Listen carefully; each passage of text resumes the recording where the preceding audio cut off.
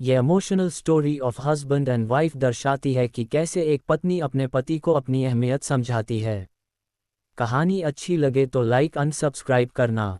जिस गांव से वो ताल्लुक़ रखती थी वहां इतना खुला माहौल नहीं था, औरतों को कुछ भी करने की आज़ादी नहीं थी। अनु ने जब ऐसा कहा तो सब भौचक्के होकर उसकी तरफ देख रहे थे और वो इसको लिए बिल्कुल बेपरवाह खड़ी थी। अनु और उसका परिवार दिल्ली जैसी जगह पर रहता था जहां हर कोई अपने रोज़मर्रा के काम में इस तरह व्यस्त था कि किसी को किसी से कोई फर्क नहीं पड़ता था।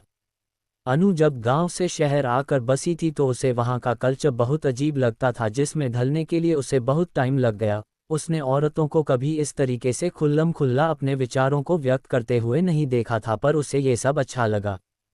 जिस गांव से वो ताल्लुक़ रखती थी वहां इतना खुला माहौल नहीं था, औरतों को कुछ भी करने की आज़ादी नहीं थी। वो जॉब करना चाहती थी लेकिन उसे नहीं करने दी गई।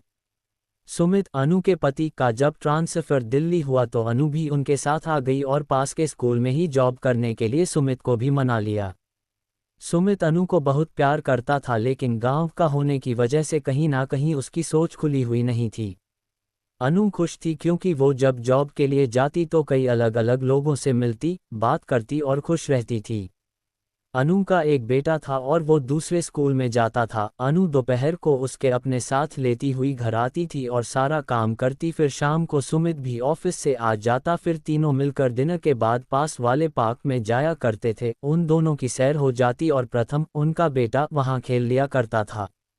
अनु सुमित को सारी बात बताया करती और सुमित उसे अपने ऑफिस के बारे में सारी बातें शेयर करती थी। दोनों पति पत्नी कम और दोस्त ज़्यादा हो गए थे। एक दिन गांव से अनु की सास आई जो उनके पास कुछ टाइम रहने के लिए आई थीं। जब उन्होंने वहां का कल्चर देखा तो चीज़ें उनके सहन के बाहर हो गईं।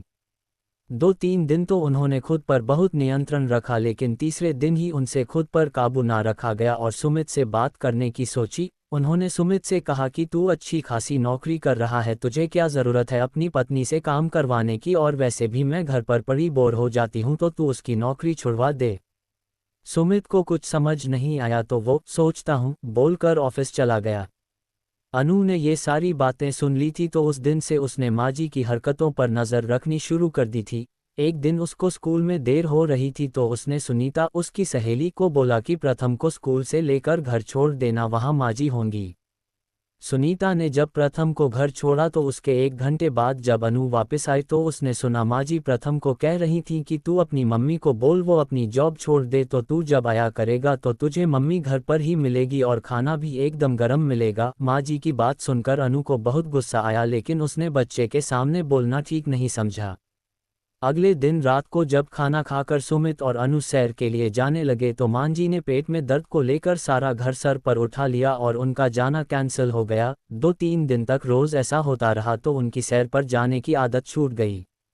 अब सुमित भी अनु से कटा कटा रहने लगा क्योंकि माजी की सेवा करके जब वो कमरे में आती तो सुमित सो चुका होता और उनकी आपस में कोई बात नहीं हो पाती थी, नहीं आपस में समय बिता पा रहे थे। आई प्रथम के बर्थडे वाले दिन केक काटने के बाद सुमित ने कहा कि चलो आज बाहर खाना खाने चलते हैं, तो माजी ने फिर से पेट दर्द का बहाना किया और बोली तू लल्ला को घुमा ला, इसका जन्मदिन है, बहू मेरे साथ रुक जाएगी, हम खिचड़ी खा लेंगे।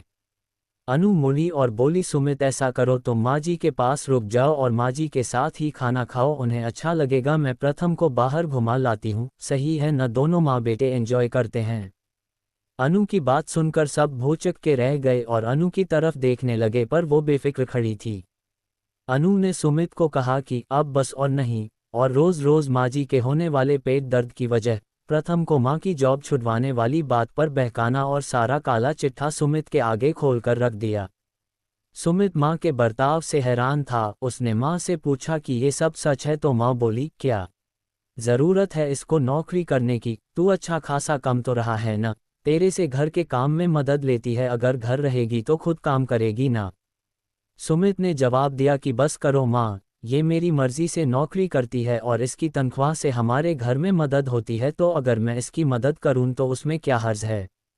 दूसरी बात, अगर आप घर पर बोर हो जाती हो तो सत्संग में जाओ, प्रथम का ख्याल रखो लेकिन उसे गलत बातें मत सिखाओ। माँ को अब समझ आ चुका था कि चुप रहने में ही भलाई है।